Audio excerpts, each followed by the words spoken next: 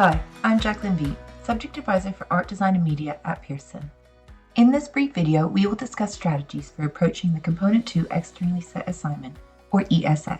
Component 2 serves as a culmination of the knowledge, understanding, and skills developed in Component 1. Pearson provides a broad thematic starting point for the ESA each year, along with suggested contextual references that the student may explore. However, students have the freedom to respond in their own unique way and can explore any starting points they choose as long as they adhere to the theme set by Pearson. Upon receiving the ESA, students will be tasked with creating a portfolio of practical work for their preparatory studies. These preparatory studies will then inform their final outcome or outcomes, which will be created during a 10-hour period of sustained focus under examination conditions. The Component 2 ESA paper is released 2nd of January each year, and the 10-hour period of sustained focus is timetabled by the center. Once this period begins, students are no longer allowed to work into their preparatory studies outside the supervised sessions. This should be taken into consideration when scheduling the period of sustained focus, allowing students enough time to develop and refine their portfolios.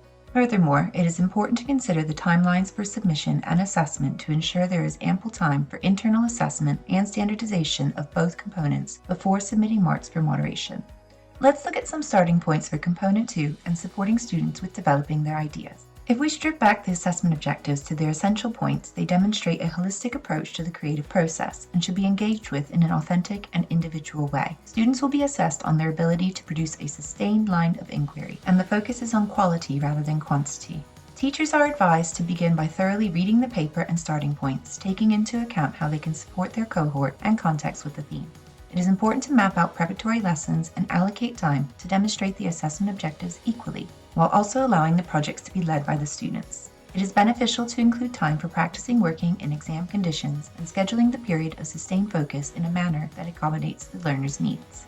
There are a variety of approaches that could be used for introducing the ESA to students. Alongside the suggestions in the paper, we provide an artist directory and contextual references guide to assist students in their investigations.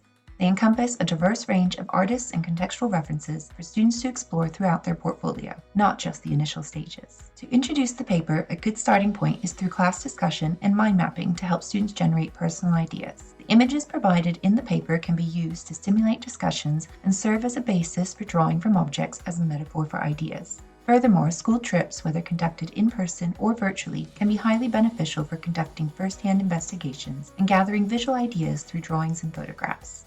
When starting their creative journey, students should use reliable sources such as our artist directory and contextual references guide. It is important to highlight that contextual references extend beyond just artists and include conceptual and thematic starting points as well. Students should visually respond to their investigations with their own ideas, avoiding mere pastiche and copying, and steering clear of literal interpretations in order to foster creativity. Additionally, students should understand that annotation serves to support the visual language, and they can refer to our written annotation bite-sized video for visual examples. It is more valuable to focus on the impact of the art and practical work rather than presenting paragraphs of factual information. Now let's look at some examples of how students have begun their creative journey and developed ideas. These are approaches available in our exemplar gallery and are by no means prescriptive nor exhaustive. In this art, craft, and design portfolio, the student has started with a visual mind map, as well as written ideas and sketches to help them narrow down the ESA theme for that series, Fragments. Instead of presenting paragraphs of factual information, the student focuses on discussing the subject matter of cracked and fragmented imagery. They then respond to this concept by incorporating their own ideas, such as using a photograph of their hand and the typography broken. In this textiles portfolio, the student documents a visit to the V&A and Science Museum in London. They show a collection of ideas, information, sketches, and materials collected from the trip, working into the pages afterwards to consolidate what they learned. They then explored thematic and visual connections between the science exhibition they visited and the work of fashion designer Iris van Herpen to inspire their own ideas. It is worth mentioning that this kind of work does not necessarily have to be done at the beginning of the project, as it can be incorporated at any stage during the preparatory studies. For instance, students may introduce these influences when refining their ideas and seeking additional sources of inspiration. This photography portfolio shows good progression of initial starting points, leading to thorough investigations of Saul Leiter and Bill Armstrong's work. The student effectively utilizes these investigations to develop their own ideas, incorporating elements of the photographer's styles. This approach is further explored, experimented with, and refined throughout the project. This art, craft, and design portfolio shows the process of initial investigations leading to the students' own ideas. They took a concept from Shrive's work and interpreted it using their own photos, moving beyond mere pastiche and copying. Once students have begun their creative journey, they will start to develop their ideas further, experimenting with media and refining their work as they start to plan and review outcomes for the 10-hour period of sustained focus. Throughout these stages, it is crucial for students to establish connections to their previous work, showcasing a sustained line of inquiry. Emphasizing quality over quantity, students should provide evidence of their refinement. It is important to remember that annotation should always serve as a support for the visual language rather than a substitute for practical work. Students should engage in planning, practicing, testing, and reviewing their outcome ideas to effectively realize their intentions and create a personal, meaningful, and informed response. Now let's look at some examples of student approaches to continuing their development, refining their work, and planning outcomes. In this graphic communication portfolio, the student shows effective recording through both visual and written means. The student carefully chooses suitable media, techniques, and processes, effectively utilizing the visual language to explore and refine their ideas for their final outcome. In this 3D design portfolio, the student sketches out and models their outcome ideas. They engage in experimentation, refining their potential responses for the 10-hour period of sustained focus. In this fine art portfolio, the student uses rough sketches to map out compositions and ideas for their outcome. The pages make good use of their own photographs, media experimentations, planning notes, and reflective commentary. The student then documents their testing and refinement in preparation for making the outcome during the 10-hour period of sustained focus, allowing them to better understand how they will create their final outcome within the time constraints. In this art, craft, and design portfolio, the student uses their own photographs as a means to plan their final outcome. They incorporate written annotation to provide explanations and justifications for their choices, effectively using it as a support for the visual work. In summary, students will adhere to the same assessment objectives and creative process as Component 1. It is crucial to acknowledge that the creative process is divergent, and being too formulaic can stifle innovative and creative ideas. For Component 2, students will work within the same qualification title as Component 1, ensuring that all 4 assessment objectives are equally evidenced in a holistic and integrated manner. For all titles, students must engage in a minimum of 1 area of study for Component 2 as outlined in the specification.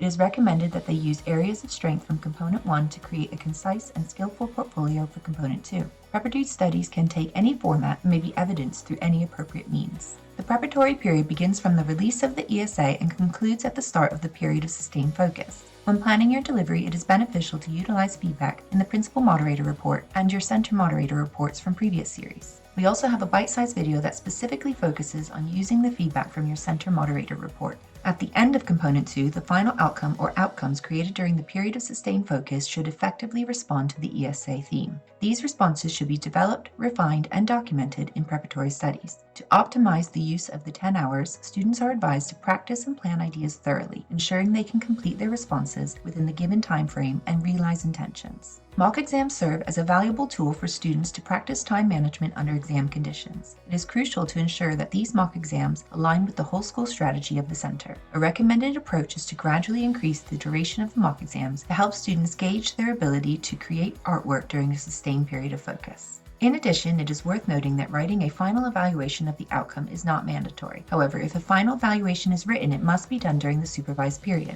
Students should carefully consider the value it adds, if any, and assess whether their time would be better spent focusing on their outcomes. The 10-hour period of sustained focus under exam conditions may take place over multiple sessions, a maximum of 4 sessions over 3 consecutive weeks. These sessions can be tailored to accommodate the specific needs of individual learners, and it is possible to have different sessions for different students if necessary. We also publish extra time and SEND FAQs on the qualification course materials page. Detailed guidelines regarding exam conditions can be found in the specification, as well as the administrative support guide. In addition, students must not access their work outside of these sessions, and once the supervised period has ended, students will not be able to add to or alter their work. For further clarification, advice, and guidance, please feel free to contact us using the support details on this slide. Thank you for watching, and I look forward to supporting you and your center.